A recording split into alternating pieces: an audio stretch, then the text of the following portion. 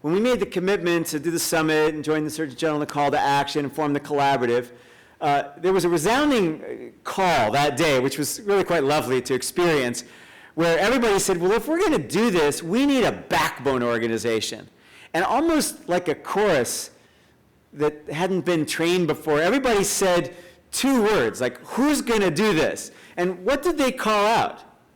America Walks. Obviously, that's the organization. It's got the track record, the mission. Of course, there's all these partners who need to come in. They're going to play that kind of a role. And so Scott Bricker and his team have stepped up to play that backbone organization role. And it's been extraordinary to watch, Scott, what you have done over this time. I love the quote about walking that says, "Traveler, there is no path. The path is made by walking it." And I think you have done a brilliant job in so far helping us have just enough path to make sure we're all moving the same direction, but not one that's so defined that we can't define it together along the way. And I think as we move to the next stage, that competence is going to be even more effective. So let's join me in welcoming our friend and fearless leader in helping move this forward, who has also been the co-chair of this summit to make this whole event happen, not to mention help us follow up. Scott Bricker. Thank you. So what is the power of walking? I actually talked about the power of walking throughout the country when I give presentations.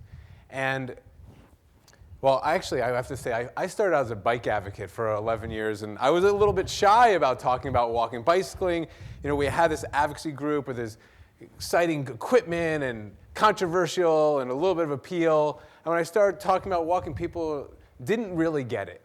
And I had to spend a couple of years, actually, answering the question for people and being able to figure out what is the power of walking. That it really is about something that's broad, that looks like many different things. It could be the first step on, I guess it's not a planet, but on the moon, or a way to express your civil rights in your community, to make change, or just to get to where you're going, to the store. But it's broad. And it's impactful for everyone. And as I talk to people about walking and walkability, and I talk to them about the Everybody Walk Collaborative, and they're like, what? What are you doing? How does that work? They do understand, and they tell me that they love to live in walkable places, that it's one of the things that they actually love to do. And so as part of this, and we've heard from a lot of different partners, I'd like you to think about, how do you walk? What are some of the ways that you do that and express that? For me, and I do live in Portland, by the way, so all that, I guess it's a competition, although, I mean, it's hard to beat Portland. But DC, I love walking in DC. But if you'll find me in my neighborhood walking every day, whether it's the neighborhood bodega, which actually has a really nice variety of groceries, or if I want fresher produce, there's a new grocery store that just went in 6 blocks away. You'll see me taking a walking meeting. So I'm a white collar, I work from home. We have our offices are spread around the country. And I spend a lot of time sitting. And as you may have heard, sitting is the new smoking, right? That sitting down all day.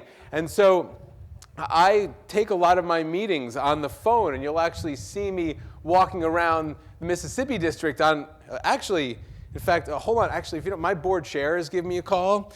If you don't mind, I could just take this really quick. Yeah, Kathy? Yeah, Kathy, how's it going? It's great to speak to you. Yeah, I'm going to take this on a walking meeting real quick. If you don't mind, there might be some people in the background because I'm at a walking summit, but don't worry about them. Yeah, it's an awesome summit we're having here. The federal government did not shut down because of us. I'm not exactly sure what happened there, but and the Hill Day, the America Walks Hill Day will continue tomorrow. We're having that. In fact, you should know, come early. Breakfast starts at 7:30, and the training starts at 8, so make sure. All right, Kathy, actually, I'm giving a presentation right now, so I should probably go. But thanks. Have a good one. Wait, there's Kathy. Thank you, Kathy, for letting me do that. But yeah, I mean, so actually, I do see people all the time in my neighborhood. I'm like, I'm on the phone. I want to tell actually a little bit of story about my grandmother-in-law, who lives with her daughter, so my mother-in-law, north of Seattle in what's a rural community, now maybe developing a little bit more. But she moved in there about 5 or 6 years ago as a very independent lady. Her husband passed away, she's in her 90s, and she was now go from completely independent to living in the home of her child. Luckily for her, there's a bus stop, and this is pretty rural, across the street from their house. So every single day, except for Sunday, because the bus doesn't run on Sunday, she walks down the long driveway and takes the bus that way, whatever she feels like doing, gets on that bus, and she's a participant in the community. Her daughter, my mother-in-law Denise, says that bus keeps her alive. And it actually allows her to go and have her private life, and she'll actually purchase little things and not show anyone and then give gifts. And to be able to have that kind of experience is critical for the well-being of this person who I care deeply about. When I joined America Walks in March 2010, at least from my perspective, coming from a different movement but related, I felt like the national walking movement was relatively non-existent. America Walks had been around since '95, and it was a solid organization with a great board of directors with no staff. And around the country, there were a handful of really powerful walking organizations. We heard from Walk Boston, which was actually, I believe, the first one created 23 years ago. But in general, there wasn't a national movement, and the local advocacy work on walking wasn't being expanded rapidly. It was an issue that we at national level really wanted to figure out. America Walks, with our board, we actually formed a steering committee of local and national groups to help us figure this out, to create a strategic plan. And we found a couple key things which I really want to share with you.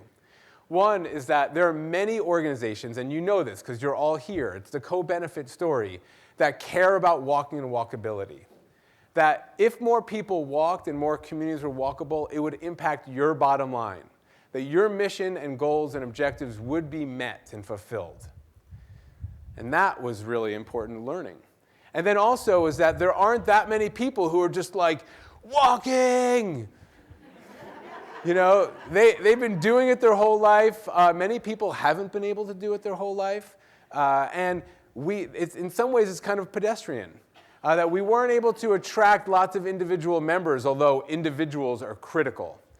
So what we decided to do and actually change the organization charter from being a membership-based organization to a partnership and a collaboration of organizations and individuals to advance walking and walkability. Well, in that time, and that happened about 2.5, 3 years ago, we developed a vision for Walkable America, a very easy entry point to basically say, I care, and we're going to take action. And in those 3 years, we've had over 470 organizations endorse the vision for Walkable America. And I encourage each one of you and your organizations to take that pledge as well. And you could do it on our website, and there's also a clipboard outside that you could sign up on that. But that's a way to show power and to get plugged into our network. So I want to say thank you for everyone for helping just bring that around and making that happen. So we've heard a lot about the last 15 months, I would say, and I'm not going to dive too deep, but we know the CDC, Centers for Disease Control, we know that Kaiser Permanente, that a number of other folks and organizations have really come to elevate the game. That on December 5th of last year, we had the meeting that Tyler talked about. The Surgeon General at the time said we're going to have a call to action. And America Walks was deemed to be the backbone of this newly formed Everybody Walk Collaborative. I want to actually take a moment to spend some time honoring some of those partners because it really is about partnerships and the co-benefit partners that we have. I guess, and I don't know if Tyler walked away, but I do want to specifically thank Kaiser. As an organization who has been working very closely with Kaiser Permanente, to just say the leadership from the top. We heard George Halverson. We heard Ray Baxter last night. We just heard Phil.